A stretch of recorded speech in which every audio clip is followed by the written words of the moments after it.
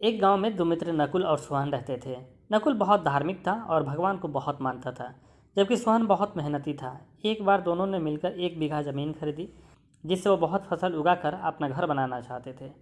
सोहन तो खेत में बहुत मेहनत करता था, लेकिन नकुल कुछ काम नहीं करता, बल्कि मंदिर में जाकर भगवान से अच्छी फसल के लिए प्रार्थना करता था। इसी तरह समय बीतता गया। कुछ समय बाद खेत की फसल पककर तैयार हो गई, जिसको दोनों ने बाजार में ले जाकर बेच दिया और उनको अच्छा पैसा मिला। घर आकर सोहन ने नकुल को कहा कि इस धन का ज़्यादा हिस्सा मुझे मिलेगा, क्योंकि मैंने खेत में ज़्यादा मेहनत की है।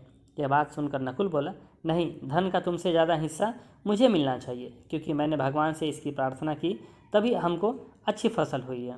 भगवान के बिना कुछ भी संभव नहीं है। जब वो दोनों इस बात को आपस में नहीं सुलझा सके, तो धन के बंटवारे के लिए दोनों गांव के मुखिया के पास पहुंचे। मुखिया ने दोनों की सारी बातें सुनकर उन दोनों को एक एक बोरा चावल का दिया, जिसमें कंकर मिले हुए थे। मुखिया ने कहा कि कल सुबह तक तुम दोनों इसमें से चावल और कंकर अलग करके लाना, तब मैं निर्णय करूंगा इस धन का ज़्यादा हिस्सा किसको मिलना चाहिए। दोनों चावल की बोरी लेकर अपने घर चले गए। सोहन ने रात भर जगकर चावल और कंकरों को अलग किया, लेकिन नकुल चावल की बोरी को लेकर मंदिर में गया और भगवान से चावल में से कंकर अलग करने की प्रार्थना की।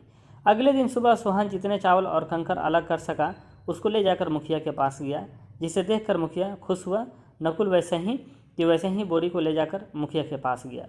मुखिया ने नकुल को कहा कि दिखाओ तुमने कितने चावल साफ़ किए हैं। नकुल ने कहा कि मुझे भगवान पर पूरा भरोसा है कि सारे चावल साफ़ हो गए होंगे। जब बोरी खोला गया तो चावल और कंकर वैसे के वैसे ही थे।